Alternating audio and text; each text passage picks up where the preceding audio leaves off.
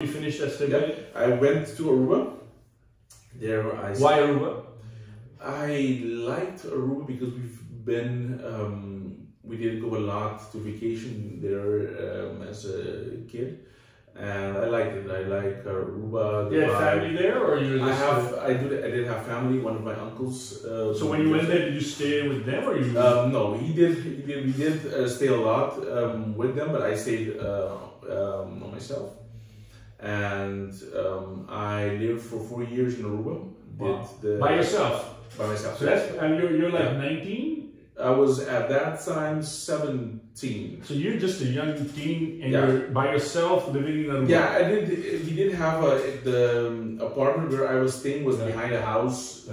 So the family there. The family there brought me to because their kid was also going to the same university, so I went with them to school. Yeah. So that's how. What did you study there? I did business administration for 4 years, and mostly focused on business because I always. You knew that you were going to. I wanted to do something in business. I like that, and I was thinking about becoming maybe an accountant or. Something in business. My dad is, like I said, in the accounting as well. So you've seen that. So because of that, I was, I think, also inclined to that. And I still do love numbers, but I'm not. I don't want to be only busy with numbers. So that's something that I did figure out pretty early on. Mm-hmm. So I like the business aspect of being able to. Being busy with finances of the business, but also looking at human resources side, thinking about strategy, how to strategize for the business, marketing as well. I like marketing as well, thinking about strategies and how to give the best service or product to the client. That's something that really is a passion of mine as well. And when you finished up at, where was it in Aruba? Which school did you go to? University of Aruba. University of Aruba. So you did the business administration from there. Yeah. Had you worked at all till that point, or is it all schooling? No, I did work, but during the summer, I had summer jobs at one of the, I did it at Web for a small period. I did it at Telco, and also at BHM. Yeah, but that's behind the desk or something. That was doing copy work. We did. I was a copywriter. I think I was like 14, 15 years old. So I had to. I think it just let me do something, just like environment to help a kid out with it. So I had to copy like 1,000 papers. It wasn't a fun job. Yeah, exactly. Yeah. It was. But you got up in the morning and went to work? I went to work, yeah. So that was put up a shirt and that was nice. You know, feeling like you're working and getting your paycheck at the end of the month was nice. Yeah. So that was nice. I did work as well, different jobs. That was later on in the Netherlands. Yeah. So what happens after? What happens after the University of Aruba? So after that, I went to the Netherlands to study. I did business administration with a specialization. Where was that? At the VU, the Vrije Universiteit in Amsterdam. Yeah. We are specialized in entrepreneurship and did my pre-master and then my master's there. And I did do jobs as well there, like dishwashing and things like that.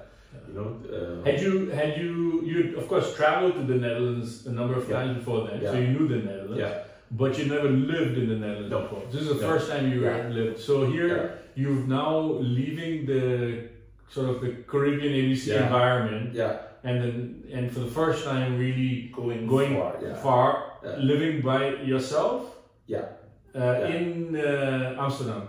No, I lived in various places because it was pretty difficult to find a house. Affordable, So I lived for a period in Rotterdam. And went to school in Amsterdam still? Yeah. So got on the train. I had to travel. But the good thing was all of those times in Rotterdam and in The Hague, I lived right next to the train station, so it's pretty easy. Just hop on and go directly.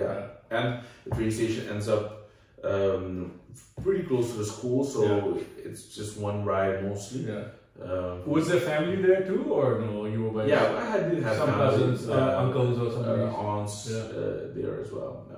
So you had something. But what was that experience like? The adjustment? It was different. It was good for my own growth, I think.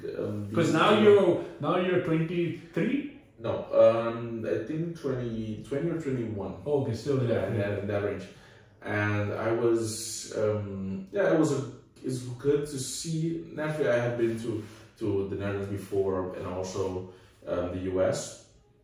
But it was good to see other things, how other people thought about things, and being still in a bigger environment and living in a bigger environment. The school was totally different as well.